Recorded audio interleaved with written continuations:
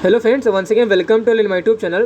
So today here we will discuss one important act, that is nothing but our PCPNDT Act, जिसका particularly जो long form है pre conceptional pre natal diagnostic techniques. Okay, तो ये particular जो act है इसका objective क्या है, इसको डिफाइन किस वे में किया गया है, और ultimately who will punish for this particular if they do not disobey or if they disobey this particular act. Okay, तो जो भी कुछ पनिशमेंट है that all we will cover in this class.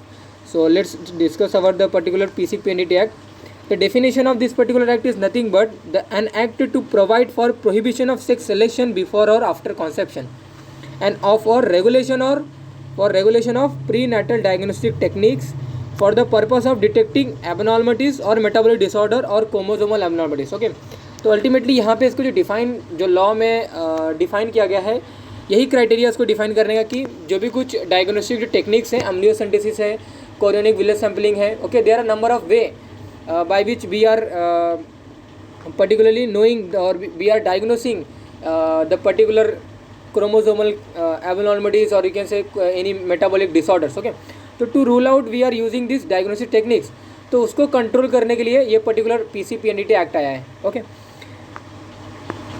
and for the prohibition of their misuse for of sex determination leading to the female feticides. तो जो particular जो act है 1994 में ये लॉन्च हुआ था, और अल्टीमेटली ये जो मेन मोटिव इसका यही था कि जो सेक्स रेशो था उसको बैलेंस करने के लिए ये पर्टिकुलर हमारा एक्ट जो है ये इंडिया में लॉन्च हुआ. Okay,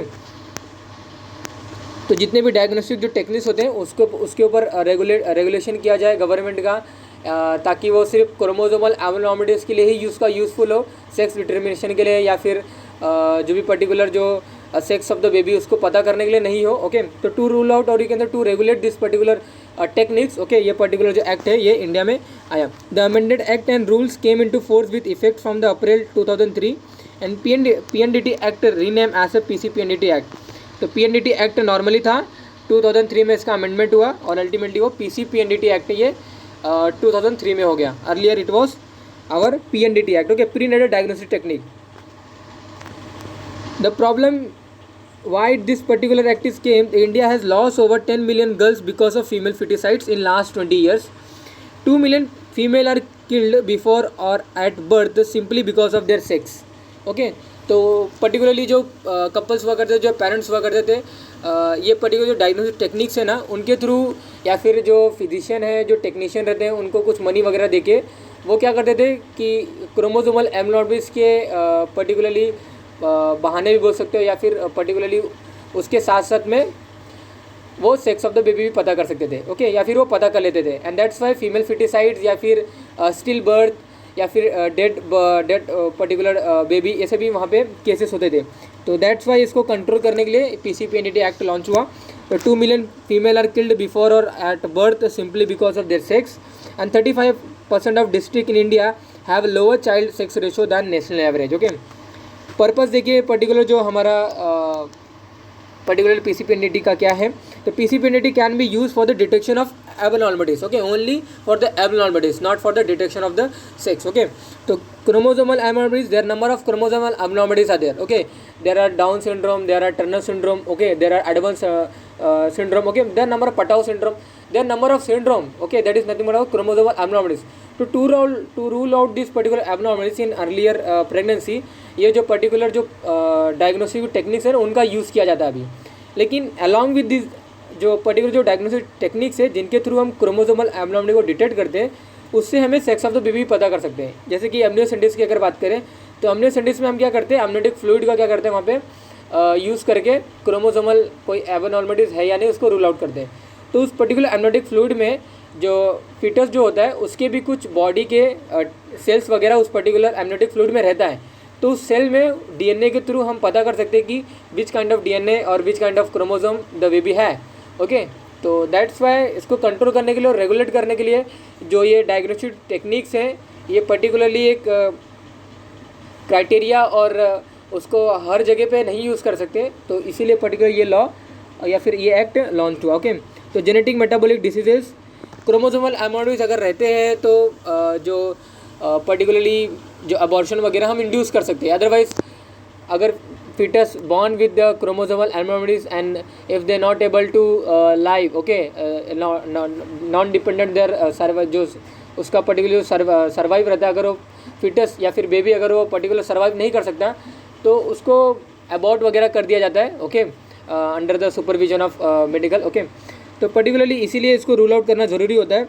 genetic metabolic diseases, sex linked genetic diseases and congenital abnormalities, तो उसको रूल आउट करने के लिए ये पर्टिकुलर जो डायग्नोसिस जो टेक्निक्स होते हैं उन्हीं के लिए पर्टिकुलर हमें यूज़ करना चाहिए, ऐसा लॉ प्रीफर करता है, okay. Now the regulation PCPND Act are prohibitory and regulatory act, okay. The prohibition of sex selection before and after conception regulates use of USG machines, okay, ultrasonography machines. That regulates the sale of machine, okay. Not everyone can buy this machine, okay. They have a kind of government authority, you can say report, or you can say letter, then only the person, or then only the particular clinic, or you can say hospital can buy that USG machine or ultrasonography machine. Otherwise they're not able to buy that, okay. Makes advertisement for sex selection is punishable, okay. The regulation of prenatal diagnosis have a number of way, techniques, place and person, okay.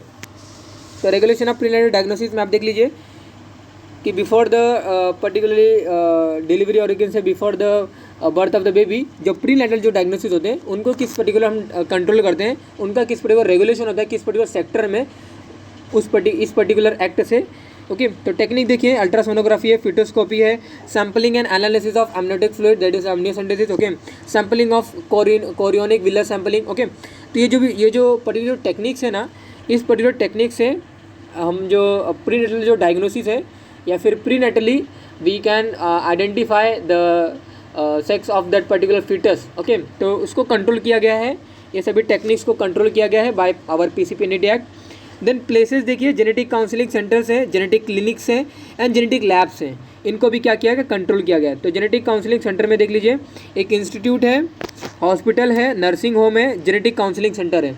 तो ये जो particular जो places है ना, government इनको क्या देता है, अथॉरिटी दिया गया है कि you can use your USG machine, okay. तो ये जो पर्टिकुलर जो प्लेसेस है या फिर जो सेंटर्स हैं इनको रेगुलेट किया जाता है by under government, okay.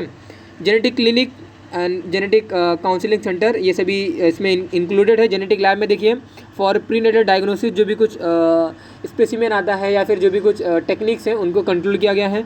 A lab where facilitators provide for conducting analysis and test of sample received for from a genetic clinic for a prenatal diagnostic test, okay। तो जो भी कुछ स्पेसिमेन, जो भी कुछ सैम्पल्स वगैरह आते हैं to rule out any congenital abnormalities, to rule out any chromosomal abnormalities और सीवियर मेटाबॉलिक डिसऑर्डर, तो उसको रूल आउट करने के लिए जो भी कुछ स्पेसिमेन, जो भी कुछ सैम्पल वगैरह आता है वो जेनेटिक लैब में आता है।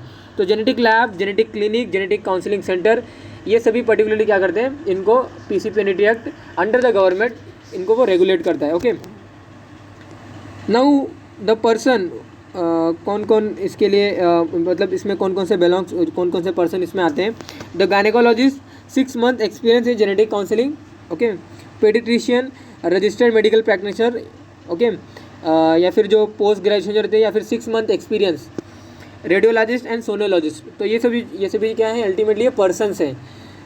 दे have a government particularly you can say permission to use or to work in the genetic counselling centre or work in the genetic clinic or genetic lab.